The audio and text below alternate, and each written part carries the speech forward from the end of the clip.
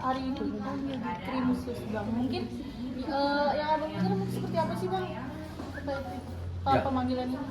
Ya jadi begini ya, saya ini kan advokat ya. Jadi saya perlu jelaskan saya advokat bukan alpukat ya. Saya jelaskan itu. Jadi kalau setiap advokat itu berbicara tentang ketentuan hukum. Nah kalau kemudian saya mengaku advokat, artinya adalah tentang ketentuan hukum acara. Nah kalau kemudian ada yang menyampaikan bahwa klien kami dipanggil hari ini, ya jelas dong, kami ini berbicara tentang mekanisme hukum, ada hukum acara pidana. Kami belum mendapatkan panggilan secara resmi untuk hari ini. Tetapi, ya perlu jelaskan, tertanggal 30 April tahun 2025 ada panggilan kepada klien kami untuk dimintai keterangan untuk hadir di Polda Metro Jaya pada tanggal 14 Mei 2025. Itu jelas ya, itu yang resmi, itu yang diterangkan oleh advokat bukan alpukat ya, itu dia, aduh jelaskan itu. Nah karena ada satu kesibukan yang tidak bisa ditinggalkan oleh klien kami, sehingga kami berkoordinasi dengan penyidik nantinya untuk dapat menghadirkan sebagaimana ketentuan hukum acara pidana seperti itu. Jadi kami belum mendapatkan panggilan yang resmi untuk hari ini seperti itu ya. Itu dulu yang pertama tentang panggilan. Yang lain? Kalau yang untuk tanggal 30 tadi yang abang bilang itu atas laporan siapa dan panggilan apa sih bang? Ya baik begini. Jadi di tanggal 30 April 2025 klien kami dipanggil untuk dimintai keterangan pada tanggal 14 Mei 2025. Itu sesuai dengan laporan dari rekan sejawat kami ya, Bang Fahmi Bahmid ya nama beliau, itu terkait tentang Undang-Undang Nomor 8 Tahun 98 tentang konsumen dan Undang-Undang 17 Tahun 2023 tentang kesehatan ya, sebagaimana yang dimaksud di dalam pasal 8 junto pasal 62 di Undang-Undang Konsumen dan kemudian pasal 138 junto 435 di Undang-Undang Kesehatan ya. Jadi kalau berbicara soal Undang-Undang Konsumen ya, ini rekan-rekan media harus paham, itu berkaitan dengan delik aduan ya. Saya tidak tahu apakah Bang Fahmi ini ada pernah ya memakai atau membeli produk kosmetik di Glavitsa ya milik klien kami. Ya kalau memang benar pernah beliau membeli dan memakai produk kosmetik, ya kedudukan hukum beliau sudah tepat ya untuk membuat laporan seperti itu. Itu hanya tentang kedudukan hukum. Itu harus jelasin ya. Belum tentang pembuktian seperti itu. Nah, kalau kemudian tentang Undang-Undang 17 tahun 2023 di pasal 138 ayat 2 dan 3 dan junto 435 itu tentang sediaan farmasi. Ya, itu tentang izin edar. Kaitannya adalah turunannya PP 28 tahun 2024 dan turunannya adalah peraturan BPOM nomor 21 tahun 2022 tentang notifikasi. Nah, artinya di situ tentang bahwa klien kami telah menyimpan, mengkonsumsi atau mengedarkan, mendistribusikan sebuah sediaan farmasi yang tidak memiliki izin edar sebagaimana peraturan BPOM nomor 21 tahun 2022. Boleh dilaporin, tapi pembuktiannya nanti seperti itu ya. Tapi saya jelaskan bahwa itu terkait kosmetik. Kalau klien kami dilaporkan, kalau saya dilaporkan tidak mungkin karena saya tidak punya kosmetik. Ya artinya kalau ada orang lain yang melaporkan seseorang terkait sediaan farmasi, yaitu berkaitan dengan 138 pasti tentang izin edar. Ya itulah notifikasi. Tapi kalau ada orang yang membeli ya sesuatu produk dan kemudian dia merasa dirugikan, itu pasti tentang undang-undang konsumen. Nah, saya pastikan seseorang itu boleh melaporkan seseorang yang lainnya karena dia sudah jadi korban. Nah, keterangannya seperti itu, ya. Yang lain? Bang, berarti bisa ditegasin kalau sebenarnya yang melaporkan itu bukan dari konsumen ya Bang, melainkan dari Bang Fahmi sendiri ya Bang? Sesuai dengan panggilan yang kami peroleh ya, sebagaimana di tanggal 30 April 2025 dan itu dihadirkan klien kami untuk diminta keterangan 14 Mei 2025, itu pelapor adalah Bang Fahmi Bahmid ya. Ya jadi kalau menurut kami ya, kita bicara hukum ya, karena saya advokat gitu, bukan alpukat ya. Saya jelaskan, kalau ada yang melaporkan seseorang terkait undang-undang konsumen, berarti orang itu telah memakai, mengkonsumsi, pernah membeli. Ya kita akan bertanggungjawabkan itu gitu loh. Kalau memang benar seperti itu ya, seperti itu. Apa ini berarti secara tidak langsung memang sengaja untuk menyerang Dr. Reza Gladys atau seperti apa, Pak? Seseorang itu berhak untuk melaporkannya, tapi kalau misalnya ada yang melakukan penyerangan secara negatif dan menyudutkan klien kami agar klien kami hancur, kita buktikan secara hukum. Ya jadi begini, saya kan sering mengatakan kalau advokat itu harus berbicara fakta hukum, peristiwa hukum. Jadi kalau kemudian rekan-rekan media sekarang bertanya apakah dengan sengaja menyerang, nanti kita buktikan seperti itu ya. Mulai? Abang sendiri baru mengetahuinya kapan nih, Bang, kalau memang Bang Fahmi ternyata dia yang melaporkan Dr. Reza sendiri? Soal laporan itu saya nggak tahu kapan disampaikan, tetapi panggilan kepada klien kami itu dilayangkan kepada kami sekitar awal awal Mei ya, seperti itu, karena suratnya itu tanggal 30 April 2025. Nah seperti itu ya. Mungkin setelah itu ada pemanggilan lagi Bang selanjutnya? Ya, sebagaimana yang saya sampaikan sebelumnya, kami kan advokat. Nah, jadi harus patuh dan taat terhadap azas hukum.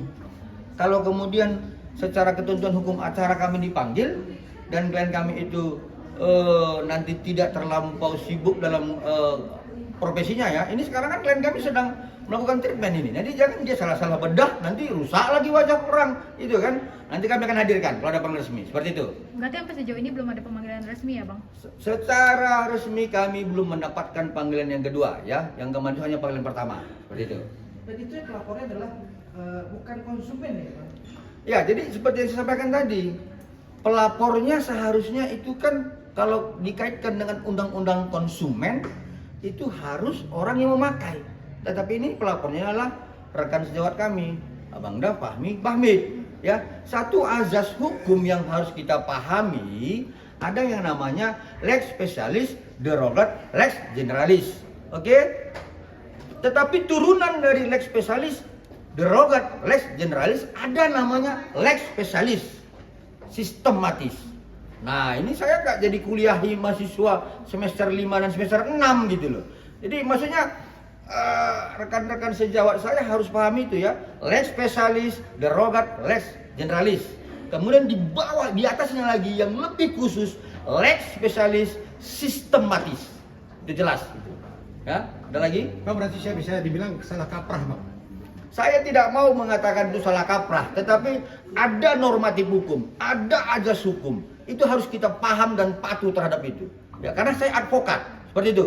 Ya, jadi juga terhadap yang sering berbicara di media mengatakan dirinya praktisi hukum atau advokat, berpendapat terhadap perkara yang kami sedang tangani. Ini dia PKPA di mana gitu loh. Jadi advokat itu diatur dalam Undang-Undang 18 tahun 2003. Ya, kami di pasal 5 adalah penegak hukum. Satu. Yang kedua, di pasal 6 huruf B dijelaskan tidak boleh berkomentar yang tidak patut dan tidak wajar terhadap rekan sejawat. Kemudian di pasal 14 dan 15, ya, saya sebagai kuasa hukum dalam perdata dan penasihat hukum di dalam pidana dari klien kami Dr. Reza dan Dr. Atobah Mufid bebas berpendapat di dalam pengadilan, di luar pengadilan, sebagaimana di pasal 14 dan pasal 15 Undang-Undang 18 tahun 2003. Nah, yang lain itu siapa? Ya, mereka berpendapat begini, begini, begini. Kalau kami bersama Bang Fahmi Bahmid, wajar dong diatur dalam pasal 14 dan pasal 15 Undang-Undang 18 tahun 2003 berpendapat terhadap perkara yang sedang kami tangani gitu loh. Tapi kalau ada rekan-rekan sejawat yang lain yang mau berpendapat terhadap perkara ini, objektif dong. Jadi jangan berbicara menurut saya, penerawangan saya, ini kan kayak dukun gitu. Nah, jadi janganlah gini, jangan berpendapat sesuai keinginan masyarakat gitu. Kita advokat itu luruskan. Di pasal 5 kan kita penegak hukum. Kalau masyarakat salah, luruskan dia. Jadi jangan sepertinya gini, dilarang gitu di advokat mempromosikan dirinya secara berlebihan. Dilarang itu. Ya jadi di mana dia berada ya tolonglah organisasi advokat ini dilihat supaya nggak liar ini gitu. Jadi kalau kami di pasal 14 dan 15 Undang-Undang Advokat jelas bisa berpendapat terhadap perkara yang ditangani. Kalau ada yang berpendapat yang lain silahkan, tapi objektif, ya jangan mengiring. Sepertinya kalau netizen ngomong ke sana dia mengikut. Ini kan kayak seperti ngikuti kemenyan gitu loh. Jadi jangan ini menciptakan pro kontra di masyarakat, janganlah. Ya, ini klien kami juga sudah jadi korban. Kasihan klien kami. Ya, seperti itu. Bang, kondisi dari Bang Fahmi sendiri gimana Bang? Ada omongan nggak Kak Bang? Kekhawatirannya beliau gitu. Nah, jadi begini. Karena itu dilihat, ini klien kami ini kan begini. Selain dia berprofesi dokter, dia kan sering juga baca undang-undang gitu. Sering baca hukum acara ya. Jadi dia lihat bahwa yang namanya delik aduan begini, yang namanya delik umum seperti ini, dan dia lihat undang-undang kesehatan. Emangnya aku Bang pernah nggak mendistribusikan satu sedan farmasi yang tidak berdasarkan izin edar notifikasi dari Badan POM? Ya, coba lihat. Kami periksa dokumennya. Ya, ternyata tidak ada. Tapi ketepatannya di samping saya ini legal corporate ya, yang menangani tersangka khusus itu. Tolong Mas Dede jelasin, ada nggak kita mendistribusikan satu produk yang tidak memiliki izin edar seperti itu? Saya jelaskan sama sekali tidak ada. Semua produk yang kita edarkan atas izin BPOM. Oke, jelas ya? Oke. Ya, selain beliau, saya juga periksa dokumennya gitu loh. Jadi kalau misalkan ada tadi rekan-rekan media mencari kesalahan dan sebagainya, nanti kita buktikan. Ya, lama-lama saya sudah gemas juga gitu loh. Ini klien saya sudah baik-baik, ya, ini jadi korban, terus dicari-cari kesalahan. Ini saya sudah kadang-kadang nggak terima juga. Ya, kami akan tetap mempertahankan kedudukan hukum klien kami. Itu intinya. Saya orang Medan. Bang, berarti ada dugaan pentinggian politik. Sudah pasti saya melihat seperti itu, ya. Jadi saya katakan, kalau saya sebagai kuasa hukum dan penasihat hukum dari Dr. Reza Gladys dan Dr. Atubah Mufid bebas berpendapat, ya, terhadap perkara yang kami tangani sebagaimana pasal 14 dan 15 Undang-Undang Advokat. Begitu cara beliau, ya, Bang Fahmi Bahmid, karena dia sedang menangani perkara yang sedang kami hadapi bersama. Tapi yang lain ini kan menggiring opini gitu loh. Nah, jadi menciptakan sebuah pendapat yang tidak objektif berdasarkan penerawangan saya, berdasarkan pendapat saya. Emangnya dia PKPA di mana gitu loh. Aneh. Ya. Jadi kalau membuat legal opinion itu jelas dasar-dasar hukumnya gitu. Ya itu harus jelas saya sampaikan seperti ini, ya. Ada lagi? Oke, Kapan sih Bang? Ini pada akhirnya udah habis akal bicara. Nah itu dia, kan saya bilang saya anak Medan. Kalau anak Medan ini kan banyak cara, banyak strategi. Karena kami itu belajarnya itu bukan belajar lobby, kami belajar jelas gitu ya. Jadi mulai normatif hukum, mulai ajas hukum. Ya satu lagi, ya tentang nulum delictum nulla poensa perpia dan lega penali, pahami kalian itu. Kalau nggak paham itu selesai. Jangankan memahami, menyebutkannya mungkin nggak bisa itu. Ya, jadi ada ajas hukum. Ketika benturan-benturan normatif hukum terjadi di bawah, maka pakai ajas hukum. Seperti itu. Bang, kapan sih akhirnya nantinya Dr. Reza sendiri akan speak up Bang perihal kasus ini? Sampai dengan Dr. Reza itu tidak disudutkan, dicari kesalahannya. Ya, kalau berbicara normatif, berbicara fakta, saya jamin Dr. Reza akan berbicara. Seperti itu. Bang, terkait uang prestasi sendiri mungkin sejauh ini